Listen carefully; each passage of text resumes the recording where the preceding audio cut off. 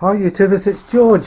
I'm in the garage and doing some more work to my aerials and one thing and another, and we talked about the Diamond X50 now converted for portable operation, one thing and another. And one of the things I'm finding for testing aerials just lately, it's been so windy, and these tripods, although they're very good, they're not that sturdy and they're not that heavy, and the issue is they can blow over quite easily unless you've got some bricks at the bottom, you know, across the struts on these tripods. And of course you can put bricks on them, but when you portable operation you don't carry bricks with you. So what I'm going to do, I'm going to make some guy rope things for the mast here, and also for my other aerials, so that I can use guy ropes and tent pegs to hold it as well. And if you wonder what that noise is, I've just switched my diesel heater on because it's only we're about 5 degrees according to that little temperature gauge. Yeah, five on this one. It says it's 5 degrees. So for the guy ropes, I thought I'd use this white plastic and cut some rings for the guy ropes, and using a hole cutter, and I think it's strong enough to tie cords through, and it's quite lightweight, and I've got a fair bit of this plastic left, although when I've run out of using it, that's it. I won't be able to get any more. So let me find my hole cutter and I'll show you what I intend to do. Excuse the roar from the diesel heater. Right, what I've got set up here is I've got my hole cutter, a sacrificial piece of wood so that the blade doesn't hit the vise, and I'm going to feed the plastic sheet in and then cut holes. Right.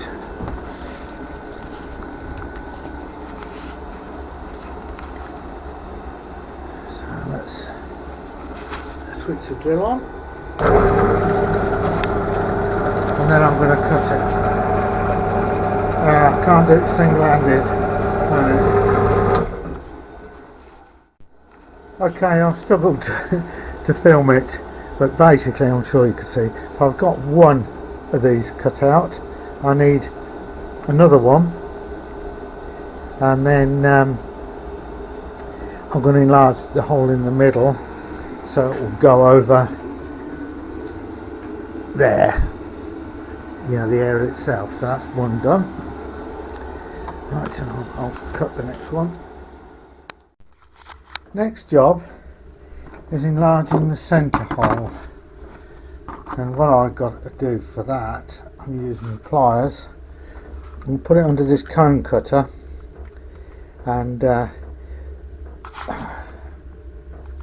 make sure I don't hit the vise, and enlarge it with this cone cutter.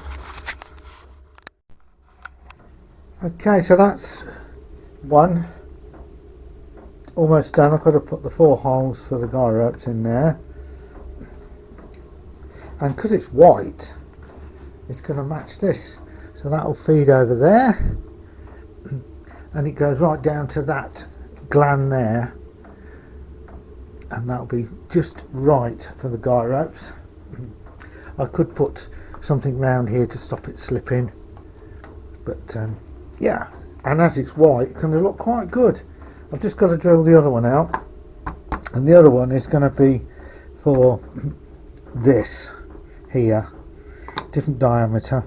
This will be for these loading coils, so I'll drill that out next while I've got the cone cutter in the pillar drill. Okay, so there we have them. The larger one is for the collinear, the X50, so that goes on there. That's for the guy ropes. That one there, and this one is for my loading coils, which are these. So when that's mounted on the tripod, I can just drop that on there before I put the telescopic whip, and that will give me guy ropes as well. So I've marked them, so I've got the holes drilled for the guy ropes, and that's for the telescopic HF coil and coils, which is for those. So I can put that out of the way for the time being, so I'm not working with that. So I can just drop it on the top of that one, and that's perfect.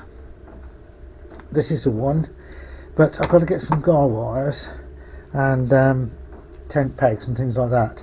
So I need to make some tensioners somehow for the guy ropes, like you have on tents. So I'm going to try and use this white plastic again and see if I can make something.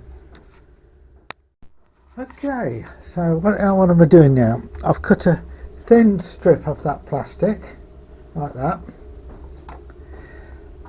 drilling it and making these slides to go on the guy ropes like a tent, and just got to sand these down, make sure there's no sharp edges,